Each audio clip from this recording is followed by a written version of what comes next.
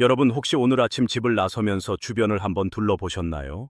길거리에 다니는 사람들, 지하철 안의 풍경, 아니면 여러분이 일하시는 일터의 동료들 말이에요. 2025년 현재 대한민국은 인류 역사상 그 어떤 국가도 가보지 못한 미지의 영역에 발을 들였습니다. 단순히 살기 힘들다거나 애를 안 낳는다는 수준의 이야기가 아니에요. 이건 수학적으로 이미 확정된 예고된 재앙에 가깝거든요. 오늘 이 영상을 클릭하신 여러분은 아마 직감하고 계실 겁니다. 언젠가 터질 게 지금 터지고 있다는 걸요. 2025년은 대한민국 통계 역사상 가장 잔인한 해로 기록될 거예요. 우리는 올해 공식적으로 초고령 사회에 진입했기 때문입니다. 전체 인구 5명 중 1명이 65세 이상인 나라. 그런데 더 무서운 건 이 속도가 세계에서 가장 빠르다는 겁니다. 일본이 초고령 사회가 되는데 36년이 걸렸는데 우리는 고작 7년 만에 이 관문을 통과해버렸어요. 이제부터 제가 드릴 말씀은 조금 불편할 수도 있습니다. 하지만 눈을 감는다고 폭풍이 지나가진 않죠. 지금 대한민국이 얼마나 심각하게 무너지고 있는지, 그리고 이 거대한 침몰선에서 여러분은 어떻게 살아남아야 하는지, 그 냉혹한 진실을 지금부터 낱낱이 파헤쳐 보겠습니다. 안녕하세요. 오늘 주제는 좀 무겁습니다. 2025년 대한민국은 정말 망했는가? 라는 질문에 대한 답이죠. 많은 전문가가 인구 절벽, 경제 위기, 연금 고가를 말하지만 정작 그게 나의 내일에 어떤 영향을 주는지 디테일하게 말해주는 곳은 별로 없습니다. 그래서 준비했습니다. 인구학적 통계부터 주력 산업의 위기, 그리고 연금 시스템의 붕괴 시나리오까지. 이 영상 하나만 끝까지 보셔도 여러분은 앞으로 10년, 아니 20년 뒤 대한민국에서 어떻게 자산을 지키고 살아남아야 할지 명확한 지도를 얻게 되실 겁니다. 자, 그럼 대한민국이라는 거대한 배가 어디서부터 물이 새고 있는지 그 분석을 시작합니다. 먼저 가장 근본적인 원인, 바로 사람 이야기부터 해보죠. 여러분, 인구 피라미드라는 말 들어보셨죠? 보통 건강한 나라는 밑바닥이 넓고 위로 걸수록 좁아지는 모양입니다. 젊은 층이 많고 노년층이 적어야 경제가 돌아가니까요. 그런데 지금 우리의 모습은 어떻습니까? 피라미드는커녕 역삼각형 항아리를 넘어 가느다란 굴뚝 모양으로 변해가고 있습니다. 2025년 현재 대한민국의 합계 출산율은 여전히 0.7명대에서 머물고 있습니다. 2024년 말에 아주 미세하게 반등했다는 뉴스가 나왔지만 전략가인 제 입장에서 냉정하게 말씀드리면 그건 착시 현상에 불과합니다. 코로나 시기 미뤘던 결혼이 일시적으로 몰린 것뿐이지 구조적인 흐름은 전혀 바뀌지 않았거든요. 여기서 많은 분이 착각하시는 게 있어요. 정부가 돈 좀 풀고 출산율이 다시 올라가면 해결되는 거 아니냐고 말이죠. 죄송하지만 틀렸습니다. 인구학에는 모멘텀이라는 게 있습니다. 이미 아이를 낳을 수 있는 가임기 여성의 절대적인 숫자가 급격히 줄어들었어요. 설령 지금 당장 모든 부부가 아이를 2명씩 낳는 기적이 일어난다고 해도 전체 인구 감소와 고령화의 속도를 늦출 뿐이지 방향을 돌릴 수는 없습니다. 이건 감정의 영역이 아니라 수학의 영역입니다. 1 더하기 1이 2인 것처럼 이미 20년 전에 태어난 아이들의 숫자가 지금의 경제활동 인구를 결정해버린 겁니다. 구체적으로 어떤 일이 벌어지고 있는지 볼까요? 2025년 현재 서울 한복판에서도 초등학교가 문을 닫고 있습니다. 단순히 학생 수가 줄었네 수준이 아니에요. 학교가 사라진다는 건 그 지역의 활력이 죽는다는 뜻이고, 이는 곧 주변 상권의 몰락과 부동산 가치의 하락으로 이어집니다. 지방은 더 심각하죠. 소아과를 찾으려면 차를 타고 1시간을 가야 하고 응급실에 가도 받아줄 의사가 없습니다. 왜일까요? 돈이 안 되기 때문입니다. 의사들도 기업들도 사람이 없는 곳엔 투자를 하지 않습니다. 자, 여기서 질문을 드려볼게요. 여러분이 사는 동네에 아이들 울음소리보다 노인 전동 휠체어 소리가 더 많이 들리기 시작했다면 그 동네의 집값은 10년 뒤에 어떻게 될까요? 답은 여러분도 이미 알고 계실 겁니다. 인구만 줄어드는 게 문제라면 차라리 다행일지도 모릅니다. 진짜 문제는 이렇게 사람이 줄어드는데 우리가 먹고 살 돈줄마저 끊기고 있다는 사실입니다. 대한민국 경제가 돌아가려면 노동, 자본, 기술이 필요합니다. 그런데 지금 대한민국은 이 세 가지 엔진이 동시에 고장나고 있어요. 가장 먼저 노동입니다. 단순히 일할 사람이 부족하다는 수준이 아니에요.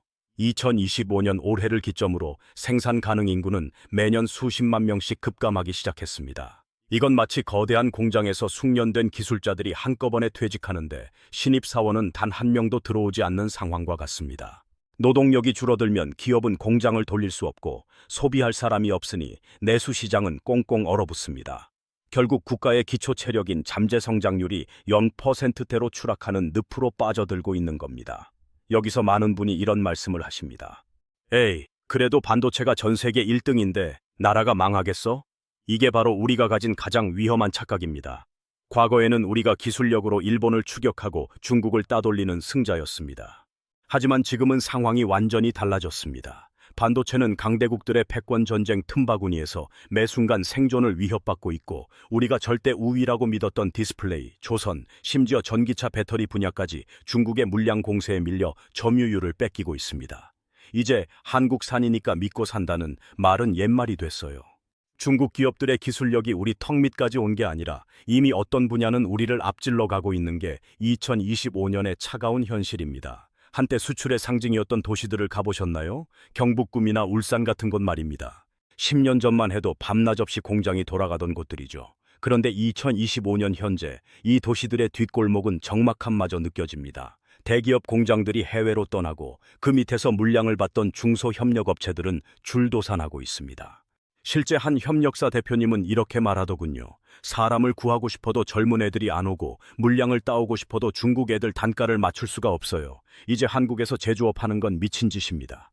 이게 단순히 한 개인의 불운일까요? 아닙니다. 대한민국을 지탱하던 제조업 기반이 뿌리째 뽑혀 나가고 있다는 강력한 신호입니다. 그럼 이런 상황에서 우리는 무엇을 지켜봐야 할까요? 국가 경제가 무너질 때 나타나는 징후 3가지를 꼭 체크하세요. 첫째는 환율입니다.